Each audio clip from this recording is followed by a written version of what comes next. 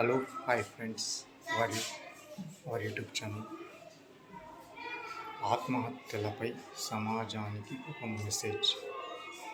నేడు సమాజంలో ఆత్మహత్యలు అనేవి విపరీతంగా పెరిగిపోతున్నాయి.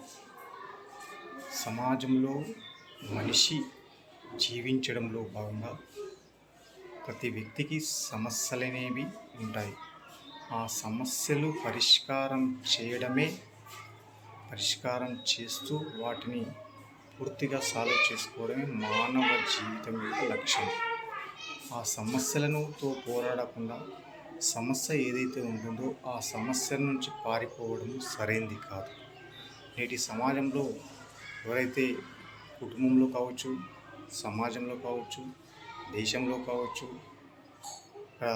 ప్రపంచంలో కావచ్చు, ఎక్కడైనా కూడా ఈ సమస్య నుంచి పారిపోవడానికి కాకుండా సమస్య ఏ విధంగా ఉన్నా ఆ సమస్యను పరిష్కరించుకొని ముందుకెళ్తానన్న ధైర్యం, దమ్ము మనకు మానసికంగా, శారీరకంగా కలిగి ఉండాలి. ఆ విధంగా కలిగి ఉన్నప్పుడు మాత్రమే ఇక్కడ మనము ఎటువంటి సమస్యనైనా ఎదుర్కోవడానికి ఆస్కారం కలిగి ఉంటుంది. ఇక్కడ ఆత్మహత్య అనేది ఇక్కడ పిరికి పందల లక్షణం. ఎవరు ఆత్మహత్య చేసుకుంటారంటే సమస్యను పరిష్కారం చేసుకునే వారు. ఎటువంటి సమస్య వచ్చినా కూడా ప్రతిదానికి సమస్యకు పరిష్కార మార్గాలనేవి ఖచ్చితంగా ఉంటుంది. ఆ సమస్యకు ఎంత పెద్ద సమస్య అయినా సమస్యకు అనేది పరిష్కార మార్గాలు ఉంటాయి. ఆ పరిష్కార మార్గాలను ఖచ్చితంగా పాటిస్తే ఇక్కడ ఎంత పెద్ద సమస్యనైనా చిన్నగా మారిపోయే అవకాశం ఉంటుంది. సమస్య పరిష్కారం అయ్యే అవకాశం కలిగి ఉంటుంది. కాబట్టి ఇక్కడ సమాజంలో ఉన్న ఎవరైతే వ్యక్తులు ఉంటారో ఆ వ్యక్తులు ఈ సమాజంలో ఎటువంటి సమస్య వచ్చినా కూడా పరిష్కారం చేయడానికి ఇక్కడ ముందుకు ఉండాలి. అదేవిధంగా సమస్యను సాల్వ్ చేసుకునే ప్రయత్నం చేయాల్సిన అవసరం ఉంటుందన్నమాట. సమస్యలు వస్తుంటాయి, పోతుంటాయి. ఆ సమస్య అనేది శాశ్వతంగా ఉండదన్నమాట.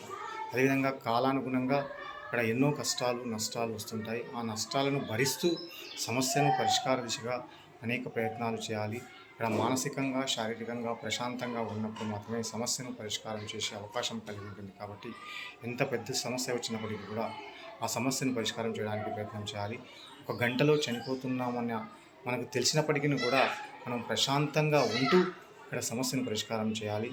మీరు ఏదైతే ఆత్మహత్య చేసుకుంటూ ముందు ఒక ఆలోచన చేయవలసిన అవసరం ఉంటుందన్నమాట.